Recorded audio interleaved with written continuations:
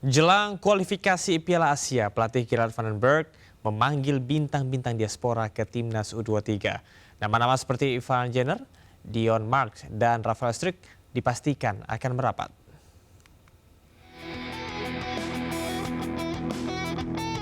Timnas Indonesia U23 akan memulai pemusatan latihan Senin besok sebagai persiapan jelang kualifikasi Piala Asia U23 2026 yang akan digelar di Sidoarjo, Jawa Timur.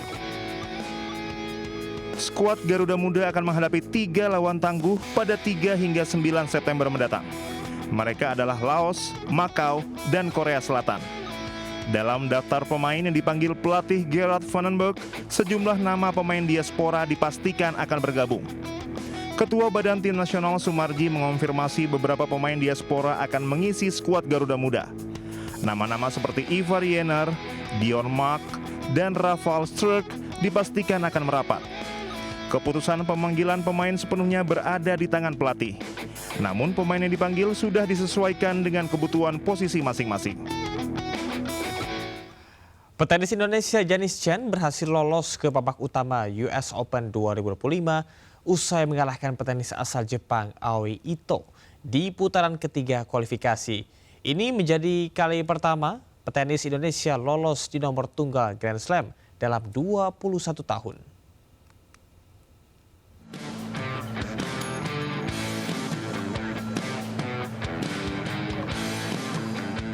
Petenis Indonesia Janis Chen berhasil lolos ke babak utama US Open 2025 usai mengalahkan petenis asal Jepang Aoi Ito pada putaran ketiga kualifikasi.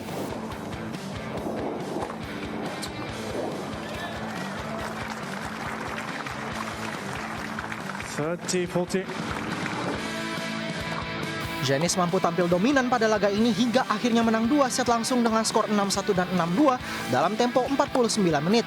Janis pun memastikan diri lolos ke turnamen utama. Game at first set. Chen. 6 games to 1. New board please. Pencapaian ini menempatkan Janis sebagai petenis tunggal putri Indonesia kedua yang tampil di turnamen Grand Slam sejak terakhir kali Angelique Wijaya melakukannya 21 tahun lalu, tepatnya pada tahun 2004 yang dulu juga bermain di US Open. Pada putaran pertama turnamen utama, Janis akan menghadapi petenis asal Rusia Veronika Kudermetova. Pemirsa, kecelakaan terjadi pada babak final Grand Prix F1 Powerboat di Danau Toba, Balige, Kabupaten Toba, Sumatera Utara. Kecelakaan melibatkan powerboat milik peserta dari Cina dan Abu Dhabi serta Uni Emirat Arab.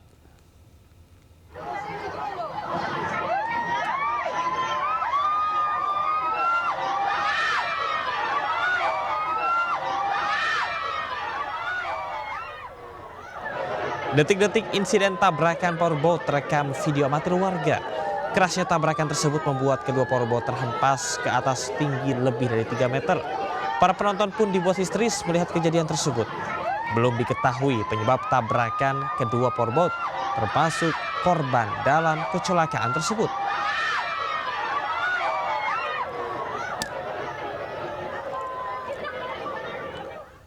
Sembilan orang warga Kecamatan Tenayan Raya, Kota Pekanbaru Riau, diserang oleh anjing liar.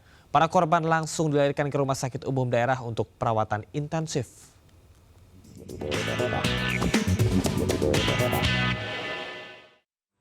Warga korban digigit anjing. Beginilah kondisi warga yang sedang dirawat di Rumah Sakit Umum Daerah RSUD Arifin Ahmad Pekanbaru. Warga mendapat tindakan medis usai menjadi korban serangan anjing liar. Korban diserang dan digigit seekor anjing liar saat sedang beraktivitas. Akibat kejadian itu, 9 warga menjadi korban, yakni 7 orang dewasa dan 2 orang anak-anak mengalami luka cakaran hingga gigitan. Salah seorang korban, Muhammad Rifki Saputra, 2,5 tahun, diserang anjing liar saat bermain di sekitar rumahnya. Kini korban telah berangsur pulih. Udah dibilang anak tuh, mak ada anjing, enggak apa-apa dong. Kita kan enggak ganggu anjing, kata kami kan. Jalan aja, sekali-kali udah nyampe aja di arah muka nih. Yang melakukan penyerangan terhadap warga kita yang secara tiba-tiba, jumlah korban pertama yang terdata sama kita ada 5. Sebelumnya anjing liar menyerang 9 orang warga, diburu dan dibunuh untuk menghindari adanya korban lainnya. Polisi juga sudah berkoordinasi dengan pihak dinas terkait untuk melakukan pemeriksaan terhadap hewan anjing liar untuk memastikan apakah hewan tersebut mengidap penyakit rabies. Dari Pekanbaru Riau, Indra Yose Rizal, iNews melaporkan. Oknum perwira polisi Polda Gorontalo diduga meminta jatah hasil tambang ke pelaku usaha tambang ilegal viral di media sosial. Dalam percakapan tersebut, oknum perwira meminta fasilitas kantor seperti meja dan kursi. Ketemu lagi, nggak enak yang sampai nggak seperti kau minta langsung. Kan dia bilang dia mau komunikasi dulu sama adik-adik sama adik-adiknya kan. Video memperlihatkan oknum perwira polisi Polda Gorontalo berpangkat AKBP diduga meminta hasil pertambangan ilegal viral di media sosial. Perwira ini melakukan video call dengan pelaku usaha tambang. Dalam percakapan, perwira ini meminta meja dan kursi. Video kini sudah tersebar melalui jejaring sosial media TikTok. Propam Polda Gorontalo tengah melakukan pemeriksaan kebenaran video tersebut. Dan ini akan kita tindak lanjuti, tentunya sesuai komitmen Bapak Kapolda, bahwasanya apabila ada menemukan pelanggaran yang dilakukan oleh personil Polda Gorontalo dan jajaran, kita akan tindak sesuai dengan aturan yang berlaku. Pengakuan dari korban telah memberikan setoran hingga 150 juta rupiah untuk pengamanan alat berat yang digunakan di lokasi tambang miliknya. Setiap alat berat dibanderol 30 hingga 50 juta rupiah per bulan. Dia menjanjikan untuk menemukan saya dengan Pak Dirkrimsus dan Kapolda. Sampai hari ini saya dirugikan. Berapa? Dan saya rasa bahwa ini permainan mereka semua untuk menangkap. Dan saya di situ diancam sama Kasubdit Pintel yang saya sudah kasih uang, setoran uang ke dia sebesar 2-3 alat. Terkait video percakapan perwira polisi itu, pihak Polda Gorontalo menyebut masih dalam proses tindak lanjut. Dari Gorontalo, Nur Faizila Hasan, iNews melaporkan. Viral oknum DPRD Komisi 3 Palembang baku hantam saat rapat masalah IFAL dengan ASN PPK PUPR Kota Palembang. Peristiwa tersebut terjadi diduga adalah salah paham.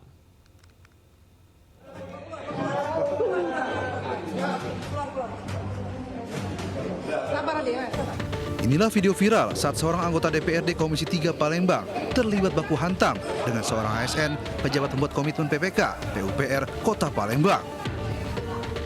Keributan terjadi saat keduanya menggelar rapat pembahasan instalasi pengelolaan air limbah atau IPAL. Beruntung keributan berhasil diredam oleh peserta yang hadir. Kini kedua belah pihak telah melakukan mediasi.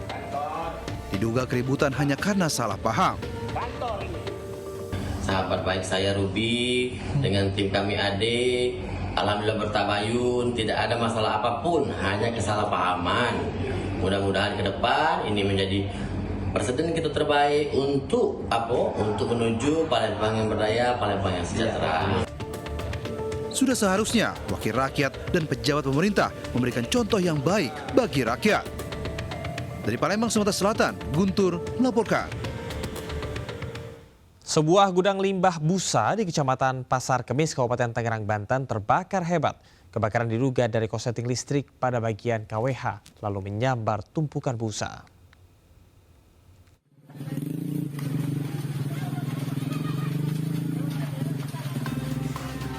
Kobaran api dan asap hitam tebal membakar sebuah gudang limbah busa di Kecamatan Pasar Kemis, Kabupaten Tangerang, Banten. Banyaknya bahan mudah terbakar seperti busa dan thinner membuat api semakin membesar hingga menudeskan seluruh isi dan bangunan gudang yang berada di dekat permukiman warga ini. Warga pun yang panik berhamburan keluar rumah, mencoba memadamkan api dengan alat seadanya dan menyelamatkan barang miliknya. Petugas pemadam kebakaran menerjunkan 5 unit mobil pemadam agar api tidak merambat ke permukiman warga. Diduga kebakaran terjadi akibat korsleting listrik lalu menyambar tumpukan material busa yang ada di bawahnya. Api berhasil dipadamkan setelah 3 jam proses pemadaman. Dugaan sementara tetap korsleting listrik. Di bagian apa, Pak? Dia masyarakat bilang dia dekat tumpukan sepon apa ini kan busa. Ini tumpukan busa, jadi bawa ke kilometer, maka di kilometer itu konslet. Tidak ada korban jiwa maupun luka dalam peristiwa kebakaran ini, namun kerugian mencapai ratusan juta rupiah. Dari Kabupaten Tangerang, Banten, Aimar Rani melaporkan.